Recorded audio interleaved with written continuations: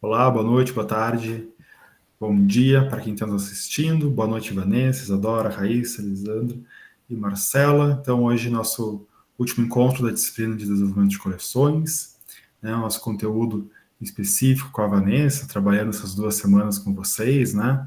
A Vanessa é egressa da UX, bibliotecária, atuante, né?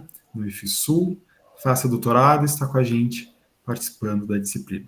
Vanessa, reforço, né? Uma alegria de ter você aqui com a gente, ter uma egressa voltando ao UX, né? Tendo escolhido a instituição para fazer as suas atividades, é uma alegria muito grande vê-la brilhando, né? Atuando na área, e colegas de profissão. Eu sempre comento com as turmas, né? Que tem, no momento, tem a relação de professor e estudante, né? Mas em breve serão todos meus colegas de profissão, então por isso que é importante manter as relações, né? E sempre fazer o melhor trabalho possível. Vanessa, vou deixar você à vontade com as meninas. Estarei por aqui, se precisar, me chame. Meninas também, se precisarem de alguma coisa, estarei por aqui. Fique à vontade, faça o seu momento com elas, fique tranquila. Qualquer coisa, prende o grito, como se diz. Então tá certo. Bom, eu que gostaria de agradecer, né, primeiramente aí, quando eu te fiz o convite, tu prontamente atendeu, né? Eu tinha a possibilidade de fazer o estágio em vários locais, mas assim, não, eu acho que eu quero fazer da onde eu vim, né, que é onde é o meu chão. Não tem sentido eu fazer em uma outra graduação que não seja biblioteconomia, né? Já que a minha tese versa sobre bibliotecas, eu acho que tem tudo a ver especificamente com essa disciplina, né, que é desenvolvimento de coleções. Óbvio, né, que a temática ela é um pouco mais conceitual, né? Eu acho que não é que sai fora do que vocês viram, né? Mas ela traz alguns conceitos que talvez para vocês sejam novos, né? Então, por isso que eu acho interessante esse momento agora, né? Assim, cara a cara, para a gente tirar algumas dúvidas e retomar alguns conceitos, né? E essas duas aulas, elas foram pensadas, né, a partir da minha pesquisa, né, que trata, então, sobre esses temas, né, criminalidade e branquitude, pensando que são lógicas aí que estruturam os acervos das bibliotecas, né. Então, só para citar vocês, né, a minha pesquisa, ela se centra especificamente na análise das políticas, né, por isso que eu escolhi essa disciplina, das políticas de desenvolvimento de coleções, e também dos acervos, então eu analiso tanto as políticas quanto os acervos das bibliotecas dos institutos federais, tá? Como o João falou, eu acho que não sei se estavam todas aqui, né? Eu atuo no Instituto Federal do Sul Rio Grandense, estou no campus Sapucaí do Sul, mas eu analiso os institutos federais como um todo. Né? E o que eu busco defender na minha tese é o conceito de bibliotecas como dispositivos coloniais, né? Por isso o conceito da colonialidade, né? Ou seja, bem conceitual, mas assim, por trás do discurso, né, da biblioteca enquanto espaço de diversidade, de inclusão, na verdade eu falo que uma política, né, sem diretrizes afirmativas, que é o que eu venho identificando, né, os acervos correm riscos, né, de reproduzir essas desigualdades que existem aí na sociedade, né? Basicamente é isso. Então, eu acho que é importante, né, como eu falei, a gente retomar os conceitos, né, que eu acho que é um termo novo para vocês, não sei, depois quem quiser, né, comentar, enfim, o que achou disso tudo, eu vou gostar, né.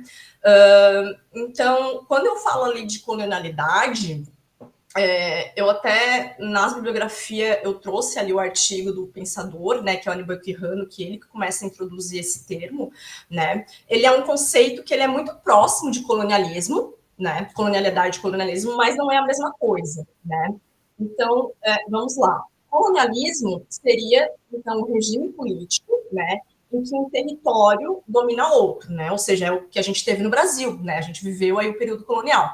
E a colonialidade, né, seria então essa estrutura de dominação que sobrevive ao colonialismo, né? Ou seja, algumas ideias aí que foram instauradas durante o período colonial sobrevivem, né? E aí a principal delas seria o conceito de raça, né? O conceito de raça, ele é um conceito socialmente estruturado, né? Não existe raças biológicas, e esse conceito ele foi criado durante a colonização, ele foi necessário, né? Para quê? Para que pudesse ser instaurada a escravização, né? Ou seja, era necessário de alguma forma inferiorizar determinados povos, né?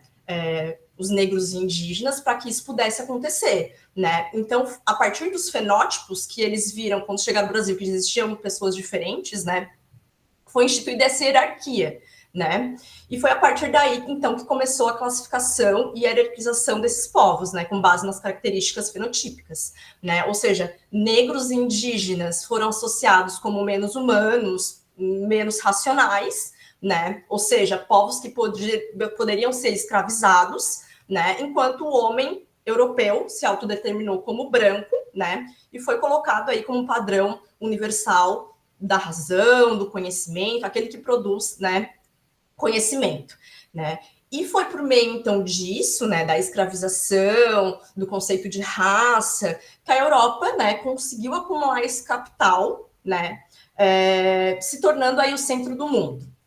Calma, gente, parece muito abstrato, mas eu vou chegar lá. Bom, então isso aconteceu a custo do quê? Da inferiorização e genocídio desses povos, né? Então, para isso se perpetuar, pensando lá na colonização ainda, né? Foi necessário construir esse sistema de ideias, né? Ou seja, práticas que naturalizassem essas desigualdades, né? Que mantivesse esses povos nesse estado, né? E dentro desses vários sistemas, né? Estava a questão de desacreditar as formas de conhecimento produzidas por esses grupos, né? Porque lembre-se, para eles serem escravizados, né, eles não podem ser seres racionais, né? Então aí que a gente entra no papel das bibliotecas, né? Que foi uma instituição criada para uma lógica de dominação, né? Se a gente pegar toda a história das bibliotecas no Ocidente, né, a gente vai ver que foram instituições que ajudaram a definir o que era conhecimento válido, né? Ou seja, o que era importante a ser preservado. Então, a própria ideia aí de tomar a escrita, né, como meio de registro do conhecimento, por exemplo, já invalidou os conhecimentos orais, né? Ou seja, aquilo ali não é conhecimento, né? Porque não está na biblioteca, né? Então, elas acabaram possibilitando aí difundir nomes que foram aí considerados grandes pensadores, né? E se a gente pegar basicamente todos os pensadores, eles vão ser todos praticamente europeus, né? Ou se não brancos, né? Então, aí que vem a colonialidade, né? Porque todo esse sistema, ele não desapareceu lá no fim colonial, né? No período colonial. Muito pelo contrário, ele foi ressignificado, né? Adaptado para agora, né? Ele continua operando na nossa sociedade, né? O que a gente chama aí de racismo estrutural, né? Ele está nas estruturas, né? Então, as instituições, as normas, os valores, tudo, né, é elaborado com ideias que surgiram lá no período colonial. Isso a gente chama de colonialidade, né? E aí tem outro conceito que é a branquitude, né? Eu acho que eu não botei nenhum artigo específico, mas quem quiser se aprofundar nisso, tem um livro da Cida Bento, que é o Pacto da Branquitude. E é importante a gente entender esse conceito, né? Porque de uma maneira bem simples, assim, rápido para a gente entender, significa identidade racial branca, seria negritude, a identidade racial negra, e branquitude, a identidade racial branca. Mas quando a gente fala sobre branquitude, a gente tem que ter um entendimento que ela está imbuída de uma série de privilégios, né? Que são tanto materiais, né? Ou seja, desde melhores salários, acesso à educação, terras, né, e tudo isso vem do período colonial, né, quanto privilégios simbólicos, né, representações positivas, eu como branca eu vejo a minha imagem como padrão de beleza, enfim, né, e para isso funcionar, continuar funcionando dessa forma, né, mesmo o Brasil sendo um país altamente miscigenado, né, é importante, por exemplo, eu, como branca, me identifique mais com o padrão europeu do que com a realidade brasileira, né? Que não é europeia, né? Mas aí eu vou contribuindo, né? Consumindo isso, contribuindo para esse processo de inferiorização, né? Que já não é mais ligado só à raça, e daí envolve a questão da cultura, né? Culturas que são diferentes da considerada branca, enfim, e ao conhecimento, né? E aí, então eu passo a consumir conhecimento exportado, né, dar mais valor àquilo que é de fora do que é daqui, enfim, é uma cadeia, né, que é ligada aí ao período colonial, né, e é assim que a colonialidade se mantém. E aí, trazendo para a realidade das bibliotecas, né? Como os nossos acervos, né?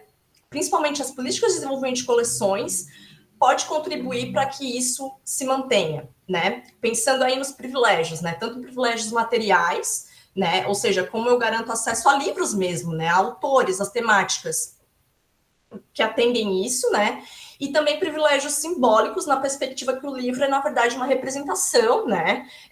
Então, quais representações a biblioteca, por meio do acervo, vai privilegiar, vai veicular, né? Então, é importante que a gente volte a analisar aí o acervo das nossas bibliotecas, quando vocês forem profissionais, não sei se vocês já trabalham em biblioteca ou não, né? Mas, principalmente, aí voltando para a nossa disciplina, as políticas, né?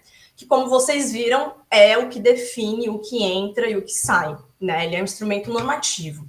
Então, como eu comentei anteriormente, né, na minha pesquisa, o que eu tenho observado, né, é que as políticas, elas adotam critérios neutros. A gente trabalha muito com a ideia da imparcialidade, né? Então, elas estão envolvidas nessa pretensa neutralidade, porque não existe neutralidade, né?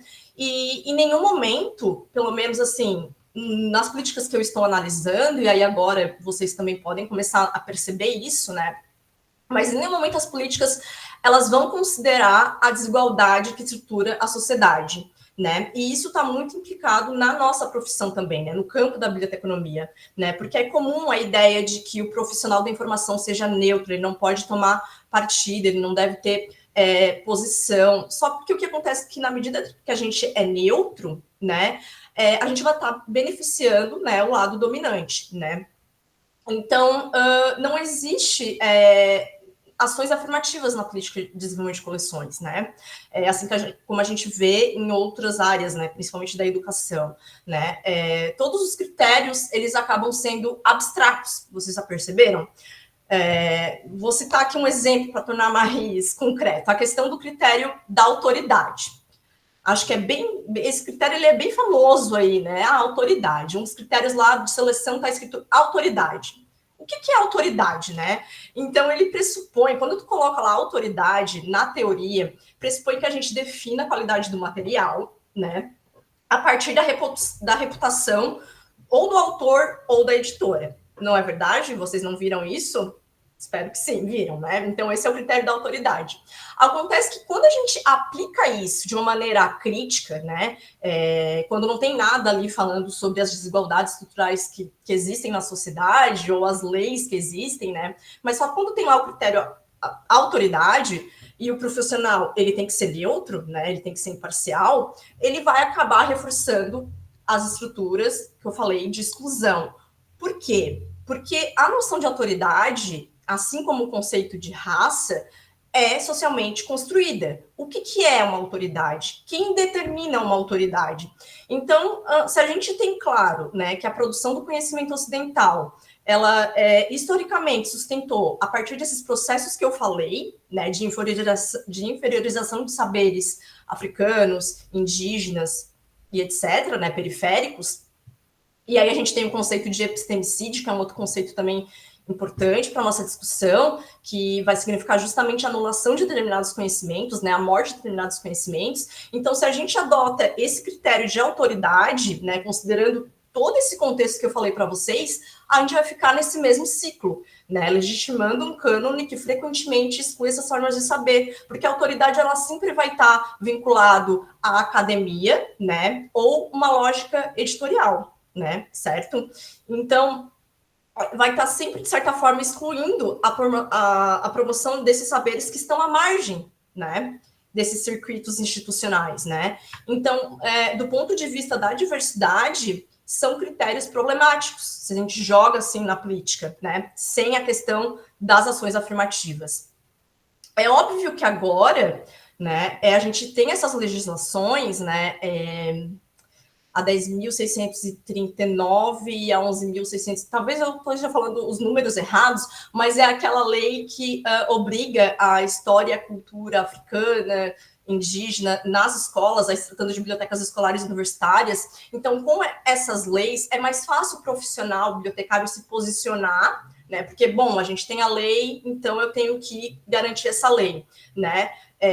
E isso também acabou criando um movimento que as próprias editoras de renome, ou seja, as autoridades, estão também começando a publicar mais autores negros e indígenas ou de temáticas associadas. Então, isso é positivo. Mas, ainda assim, é importante que venha claramente descrito isso na política, né? Essas leis ou até mesmo ações, né, que visem garantir aí que essas representações estejam presentes no nosso acervo, né? Para que isso não venha sido tipo ao acaso, né? Que é o que eu venho analisando, né? Não está escrito em nenhum lugar, né? Então, óbvio, eu não quero me estender muito aqui, né? Mas é basicamente essas reflexões, né, que eu quis passar para vocês ao longo dessas 2 semanas, né? Então, o que eu quero que fique assim de reflexão para vocês, né? É fundamental que vocês, enquanto futuras bibliotecárias, né, estejam atentas, né, a construir acervos e políticas que não reproduzem, né, essas desigualdades.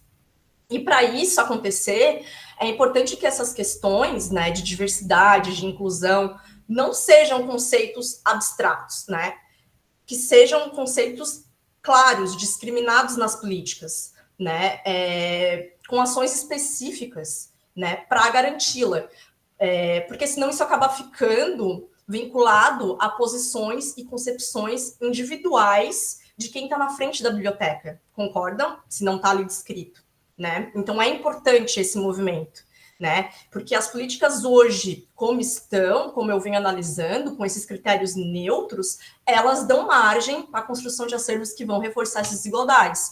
E por isso que na minha tese eu analiso os dois. Eu analiso as políticas e eu analiso os acervos para afirmar o que eu estou falando aqui para vocês. Tá? Então, basicamente é isso assim, que eu quis passar para vocês. E aí, em relação à atividade avaliativa, eu acho que é interessante a gente retomar isso. Eu não sei se vocês já fizeram. Eu vi lá que tem uma que já postou, né? Então, eu pensei que seria interessante vocês exercitarem isso na prática, né? Elaborar uma proposta de desenvolvimento de coleções com foco, né, na promoção da diversidade. E aqui já vai até uma autocrítica, né? Porque por mais que eu esteja usando a palavra diversidade cultural, diversidade racial, o ideal é a gente começar a nomear as coisas, né? Porque a ideia aqui é justamente a gente enfraquecer o quê? Enfraquecer a hegemonia branca que paira nos nossos acervos, né? Romper com o racismo estrutural, com o sexismo, enfim, com todas essas formas de opressão, né? Tem alguns estudos que falam que o problema da biblioteconomia é exatamente esse, né? O discurso da diversidade.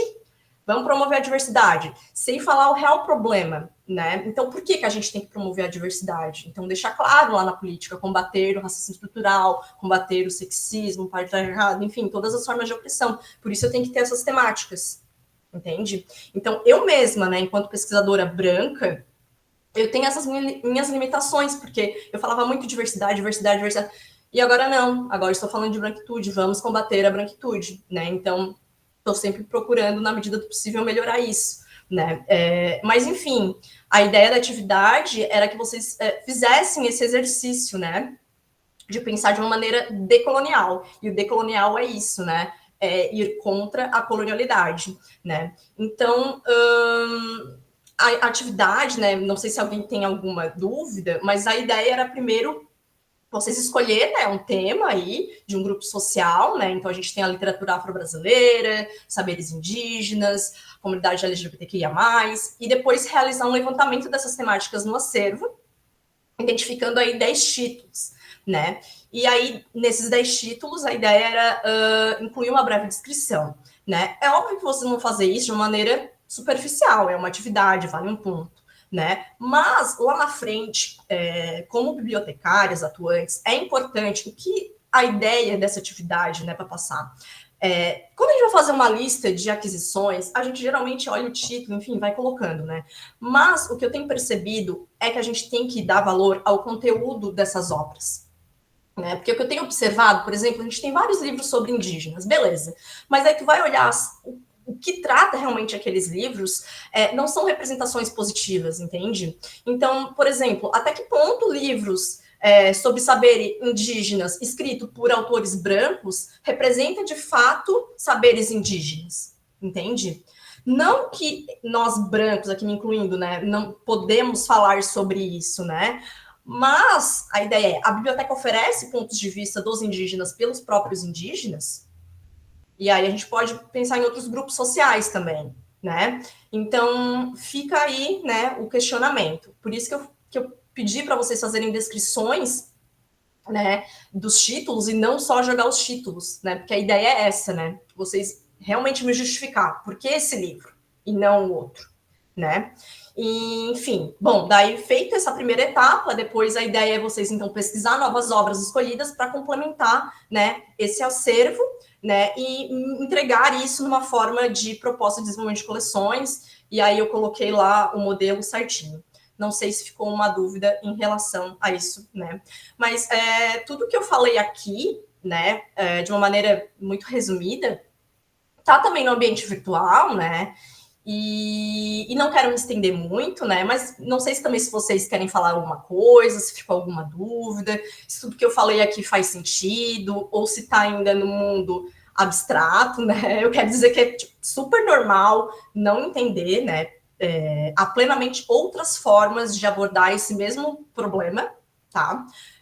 O que eu tentei fazer aqui nessas duas aulas é trazer um recorte a partir da minha tese que está estruturado nesses dois conceitos, né?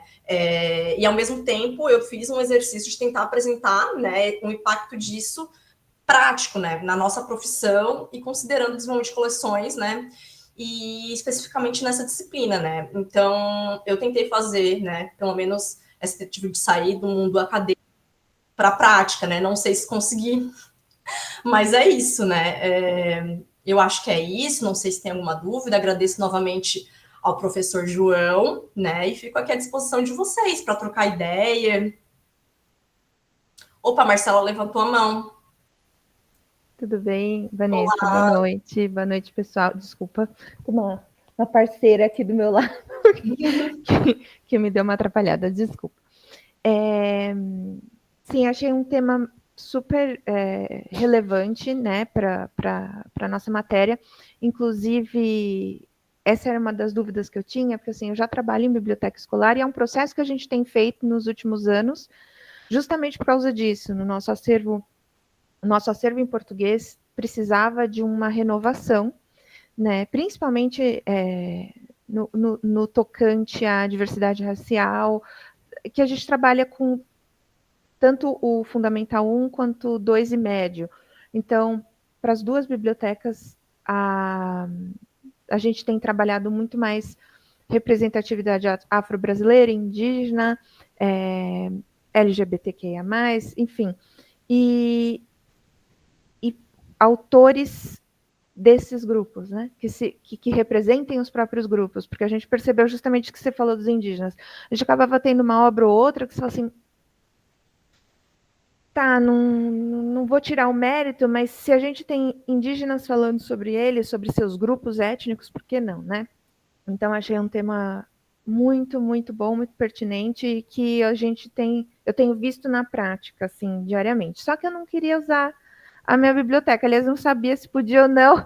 Aí falei, quer saber, vou fazer uma outra diferente. E aí, enfim, pesquisando, eu fui ver o acervo, o catálogo online das escolas do SESI, né? Só que é grande, é grande, assim. Então, por exemplo, na nossa pequena amostra de política, fica difícil quando você tem, por exemplo, termos. Eu escolhi diversidade religiosa, no caso. Eu resolvi fazer diversidade religiosa. E selecionei algumas palavras-chave, então, algumas delas geram quase nada, mas outras geram bastante coisa. Então, assim, dentro de uma busca de dezenas, às vezes até, dependendo, centenas de títulos, né? Como que eu vou trazer para você, por exemplo, que vai nos avaliar, enfim, que vai nos dar o retorno da nossa atividade, como que você me orientaria a fazer essa seleção dessas obras para eu te mostrar pelo menos uma pinçada do que esse catálogo está representando? Certo. O SESI, está usando o SESI de algum estado específico? É o sistema Pérgamo? É. Então, no sistema Pérgamo, a primeira coisa que eu te oriento é selecionar o acervo de uma biblioteca específica, que daí já vai dar uma diminuída, né? E dentro daquela, aí é uma escolha subjetiva tua, selecionar 10 obras, porque lembre-se que tu vai ter que me apresentar uma justificativa do porquê essa obra é importante, né? Ou eu poderia, por exemplo, desculpa te interromper, eu poderia, por exemplo, selecionar uma obra também, não só para justificar por que ela pode estar no acervo, mas também para justificar por que aquele acervo precisa de complementação. Por exemplo, um livro sobre religiões africanas escrito por um branco.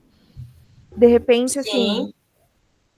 Falar, olha, mas tu está localizando muitas obras sobre diversidade religiosa nas bibliotecas do SESI? Não. É que eu estou indo, por exemplo, eu estou tentando sair do eixo cristão do Brasil. Então, não estou só focando nas africanas e nas crenças indígenas. As crenças indígenas são as que menos geram resultado. Quase nada.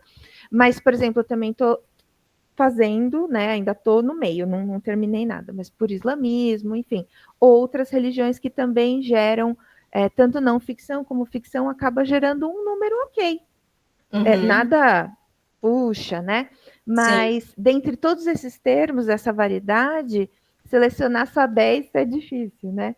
Você me recomendaria, por exemplo, focar em uma religião dentro da diversidade? Eu abranjo porque mais assim, ó, só para ver se tu entendeu. A ideia é a gente trabalhar com grupos sociais marginalizados. Então, se tu estás falando sobre diversidade religiosa, tu tem que pegar uma religião que, na tua concepção, é uma religião marginalizada. Sim, dentro da nossa cultura, porque eu estou pensando no Brasil. Sim, exatamente. Né? Então, por exemplo, eu poderia pegar um candomblé. Exatamente. Mas aí eu pego só o candomblé, eu não posso pegar candomblé e mais 2, 3? Não. Sim, daí a gente está falando de religiões de matriz africana. Esse pode ser um universo a pensar. Você acha melhor eu deixar um pouquinho mais filtrado? Então, por exemplo, em vez de buscar, islamismo do Brasil, junto com crenças indígenas, junto com crenças de... não, melhor focar num hub. Tá bom. Perfeito.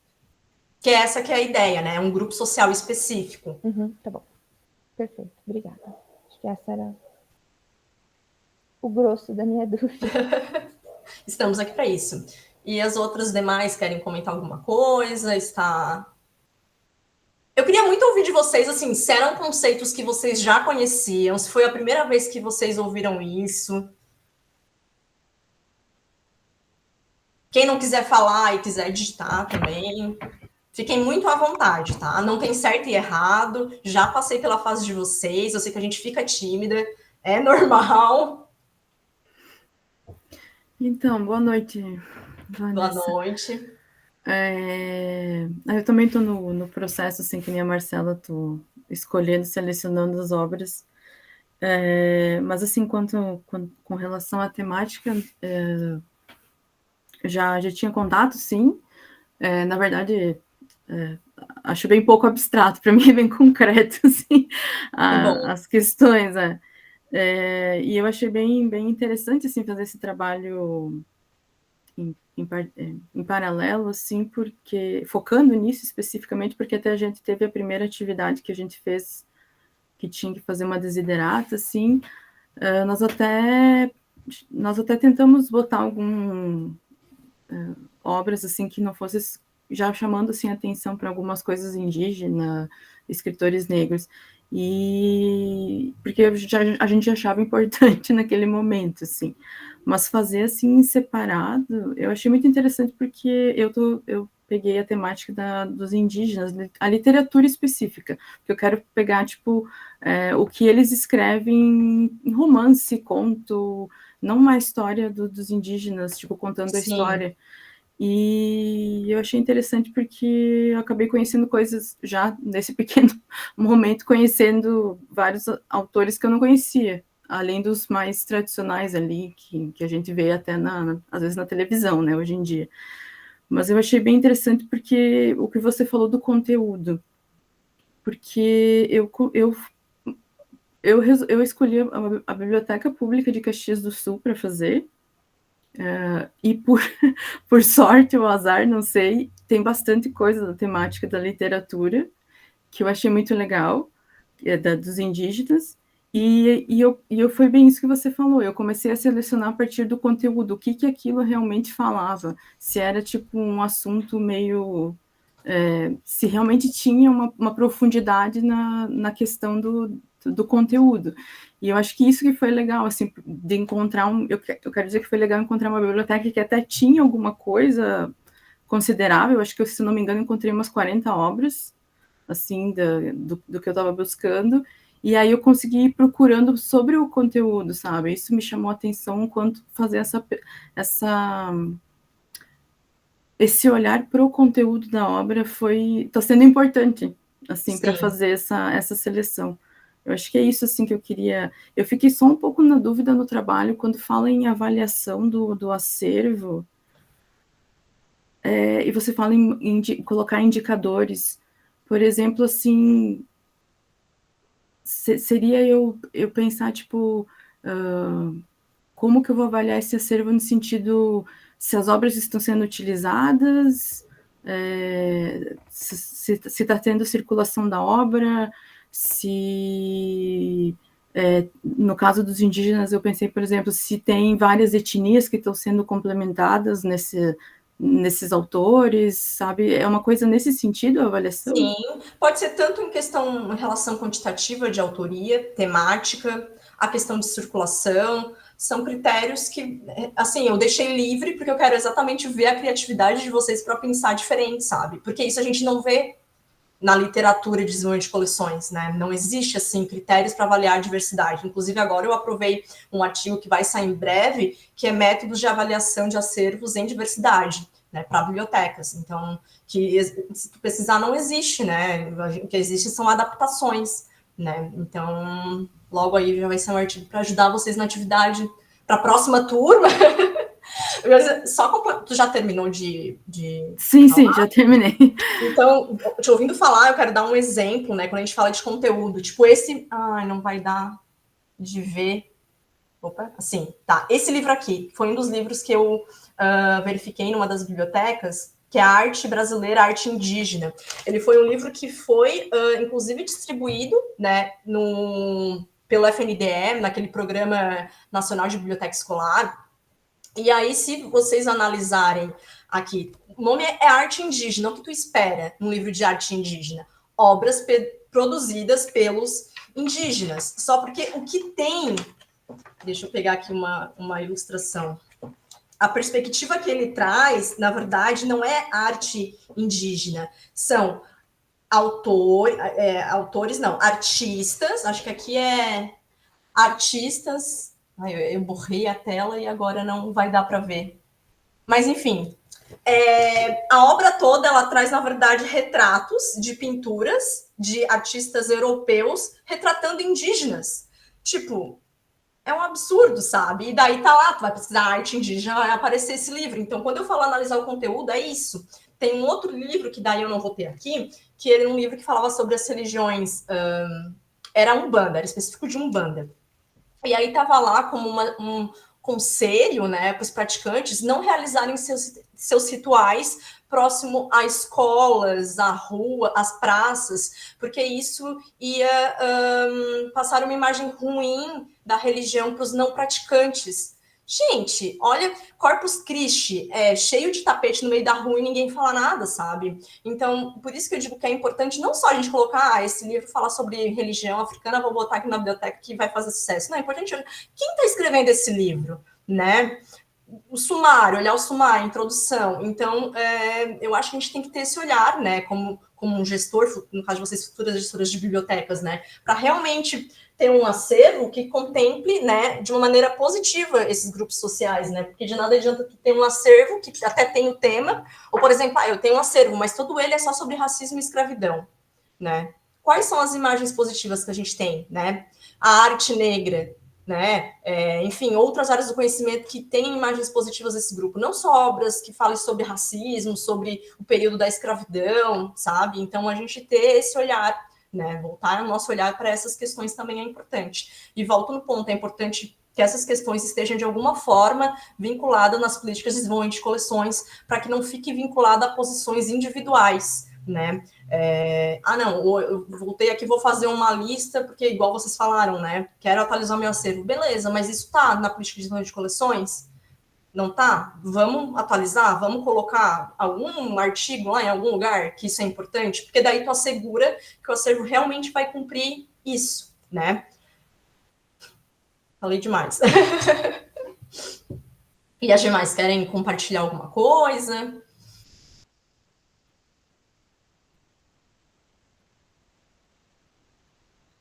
Posso falar? Sim, Tava, fica à tava vontade. esperando pra ver se alguma colega queria falar também. Primeiramente, eu achei o teu material muito legal. Eu adorei a videoaula, adorei o material. A tua explicação é muito didática, eu queria elogiar isso. E eu achei muito legal quando eu vi as tuas referências, que tu usou a obra da Franciele Carneiro. E Sim, eu já pesquiso sobre ela já faz um tempo, porque teve uma atividade na disciplina de introdução à biblioteconomia. E eu fiz uma pesquisa sobre ela.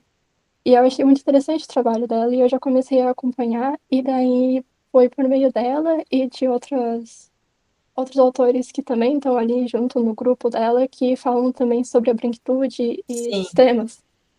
Então eu já estava pesquisando sobre isso e eu achei muito interessante agora poder me aprofundar nisso de novo. Eu queria só tirar uma dúvida sobre a atividade, porque quando eu fui fazer a pesquisa no acervo, primeiro que eu entrei em contato com a biblioteca porque eu queria muito conversar com a equipe de lá. Eu já fiz outros trabalhos com a biblioteca, eu fiz com a biblioteca pública daqui da cidade. E eu já conversei com o bibliotecário responsável de lá para fazer outras atividades e tudo mais. Só que dessa vez eles não quiseram conversar. Eles não puderam fazer essa assistência, assim. Aí eu fiz a pesquisa no acervo online mesmo. E a pesquisa no acervo, ela é pelo site da prefeitura. Hum, E eu fiquei na dúvida em qual tema escolher primeiro, porque eu fiquei com vontade de fazer de todos. Mas daí eu pensei, eu vou procurar e ver os que têm menos obras no acervo. Aí eu fui procurar a literatura indígena, até me surpreendeu que eu encontrei bastante títulos. Literatura afro-brasileira também. Aí eu fui procurar por literatura LGBT e eu vi que só tinha 2 obras. Aí eu pensei, aí. interessante. Mas aí quando eu fui fazer a pesquisa, eu fui pelo termo livre, por assunto. E daí eu coloquei no assunto LGBT. Apareceram 2 obras. Mas aí eu pensei nas obras que a gente sabe que tem essa questão da diversidade, mas que não é explicitamente ali na obra que é LGBT, Sim. sabe? Aí eu pensei se eu devo incluir essa obra também quando eu for fazer a lista do diagnóstico. Sim, se tu tem conhecimento, porque isso acontece muito com os livros de literatura, porque a depender da biblioteca, ela não utiliza o campo de assunto quando é livro de literatura, né? Então não vai ter ali descrição que aquele livro é. Mas se tu tem o conhecimento e sabe que é, tu pode incluir.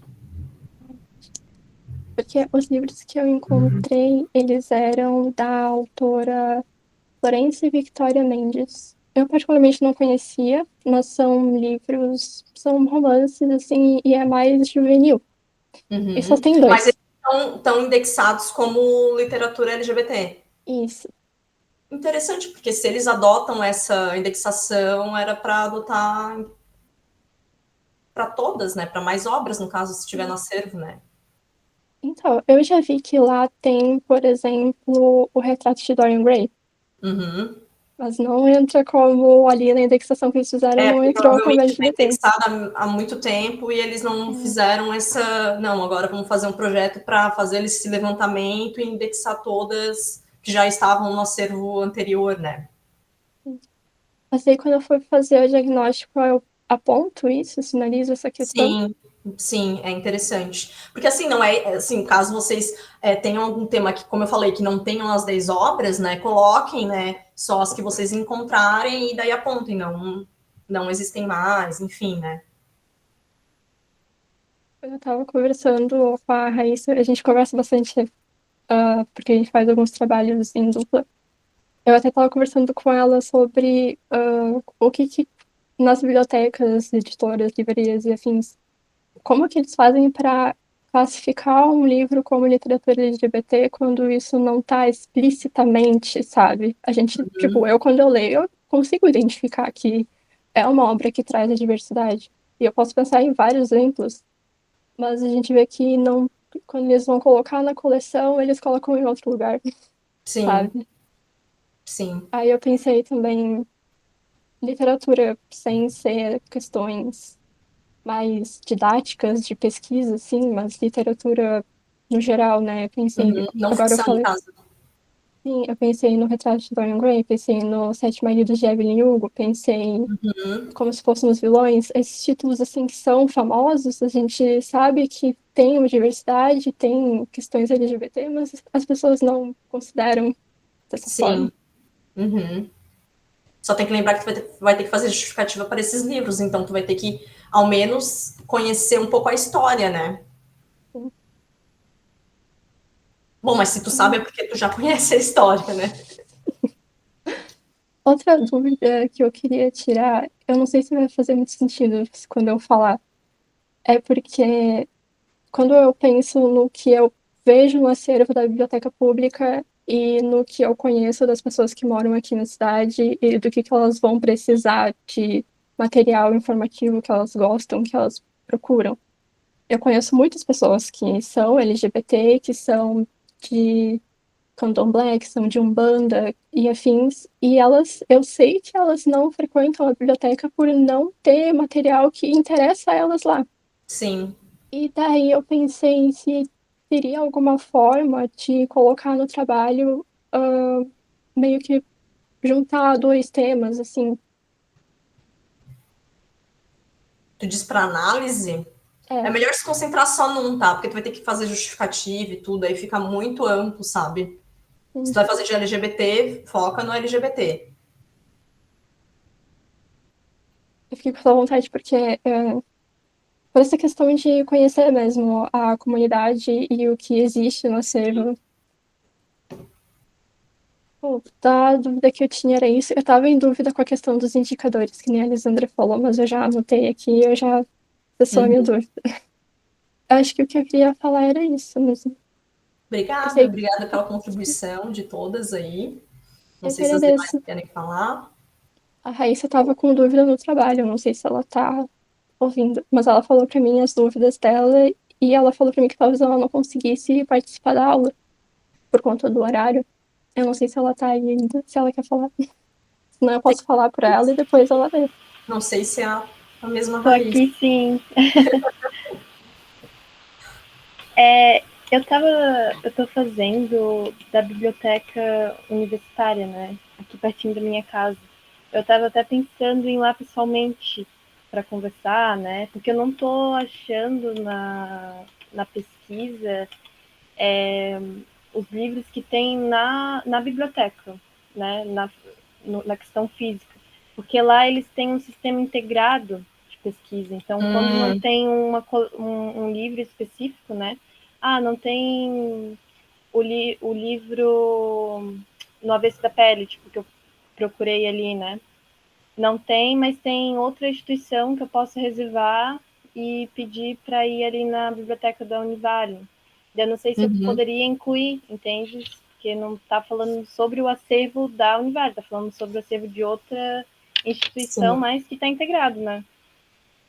Eu não coloquei isso lá na proposta, e agora me veio duas coisas em mente. E isso que tu falou, né, que seria o empréstimo entre bibliotecas, e a questão de bibliotecas virtuais, tá? Porque eu aconselho a vocês a não considerarem essas duas coisas, porque essas obras, elas não vão ser frutos de aquisição daquela biblioteca específica, né? Porque a biblioteca virtual, geralmente, tu assina e vem um monte de livro, nem sabe qual livro é.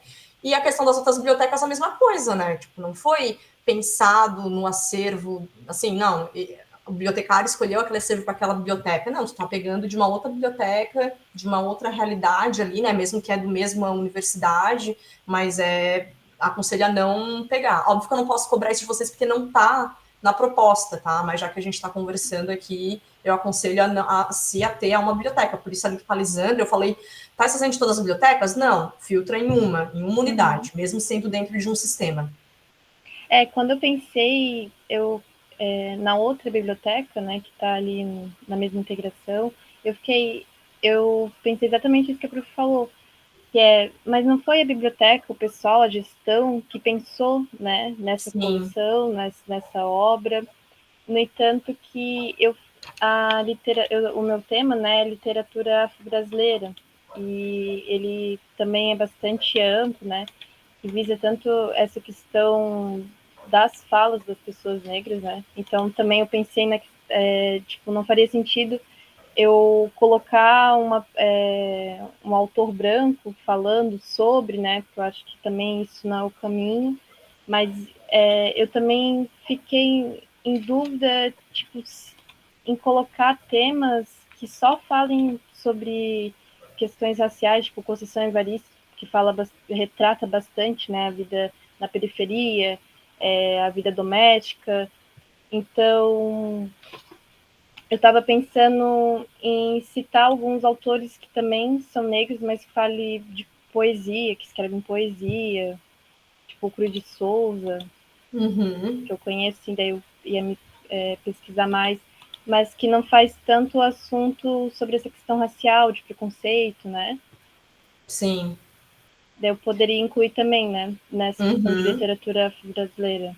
Sim, exatamente. Porque, assim, na minha pesquisa, mesmo dentro do mesmo Instituto Federal, por exemplo, o Farroupilha, né, que é o que eu tenho analisado os acervos, mesmo sendo um sistema, eu tenho bibliotecas que elas têm um acervo bastante rico e tem outras que não, mesmo sendo, né, de um mesmo sistema. Por isso que é bom a gente se concentrar só em uma, que a gente vai ter daí a realidade mais concreta, né. Até porque a questão dos orçamentos, tudo é geralmente individualizado, né. Eu sei que aqui na biblioteca tem o Olhos d'Água, da Conceição Evaristo, que eu e a Isa, a gente participa do Clube do Livro aqui, que é realizado lá na Biblioteca Pública. E esses dias não, né? Bastante tempo, foi escolhido esse livro, e aí a nossa professora avisou, tem 5 títulos aqui dos Olhos d'Água, não sei se era essa quantidade, mas era por aí eu fiquei, que legal, né? Não sabia. Porque quando a gente imagina a universidade, a gente sempre pensa em questão mais didática, né? Nunca voltada à literatura. Então, eu vou ter que ir lá conversar com o pessoal, a equipe, para entender um pouco mais dos títulos, né, que tem lá. Eu acredito que possa ter bastante, tá? Eu não tô com medo de ter alguma lacuna, mas eu já estou pensando na construção também ali do trabalho, né? Que é quando a gente vai incluir as obras, acho que vai ser só mais para complementar. Eu posso te dar um desafio, já que tu vai pegar a literatura afro-brasileira, se concentra só em autoras, mulheres. E aí tu vai ver se vai ter as 10. Legal. Verdade. Porque, né, muitas vezes pode ter essa questão, escritores negros, mas vai ser só vai ter fazer um recorte interseccional. Os homens. É bacana. Legal. Obrigada, professor. Então, acho que é isso. Não sei se a Emily quer falar, fica à vontade para não falar também. Estou muito feliz com a participação de vocês, vou sair realizada. Eu estava com medo de chegar aqui e vocês achassem, meu Deus, né? Nunca ouvi coisa conceitual, principalmente quando começa a falar ali de período colonial, assim, meu Deus, o que tem a ver com desenvolvimento de coleções? Mas fico feliz que vocês já conheciam, entenderam, e agora estou na expectativa de ler os 14 trabalhos, são 14 alunas, né, alunos e alunas. Tenho certeza que vai dar bons frutos, vou tirar várias propostas de indicadores dos trabalhos de vocês, que a ideia é essa, né, fazer esse movimento de reflexão. Achei muito importante também, queria acrescentar, quando eu vi que a professora ia participar com a gente, né, e tinha ali o material didático, eu fiquei, até que enfim alguém falou sobre isso, que a gente vai conversar sobre isso, e é muito importante, né. Eu já estagiei em uma biblioteca escolar, escolar aqui, mas não foi para a questão da biblioteconomia, era outro projeto, era Novos Valores, que é para ajudar as escolas mesmo, sabe? E ajudar os alunos. Mas aí me deixaram lá na biblioteca, porque não tinha ninguém, e foi aí que eu me apaixonei, né? Eu falei, não, vou ter que fazer biblioteconomia. Conheci uma bibliotecária que cuida, na verdade, né? Ela cuida aqui das escolas da região, que tem biblioteca, tem muitos espaços, né? Não tem. E essa que tinha era uma acervo bastante grande, eu acho que já para uma escola, né? Tinha 6.000 livros, sim, o último levantamento que fizeram, né? E uma vez que eu fui fazer uma exposição, que eu sempre fazia temas, né? Aí eu fui buscar autores negros, né? Autores negras dentro do acervo, e eu fiquei tipo, nossa, 6.000 livros, acho que eu vou tirar uns 20 daqui, sabe? E eu achei aquilo. Aí eu falei assim para a bibliotecária, né? Que ela às vezes. Eu disse, nossa, vou fazer uma exposição, acho que eu não vou conseguir nem preencher uma mesa. E olha que eu procurei estante por estante. E tipo, foi muito Aí só difícil tinha Machado de achar. Assis, Lima Barreto, que são os Sim, mais conhecidos. Isso mesmo. Eu me lembro, porque eu tenho fotos, né? Eu tirava bastante fotos, e eu acho que eu vou até compartilhar depois ali no fórum para vocês verem a mesinha que eu fiz com os únicos que eu consegui achar. E eu me lembro que tinha Lázaro Ramos, tinha Conceição Evaristo, mas eram assim bem picados, sabe? Não tinha muita diversidade.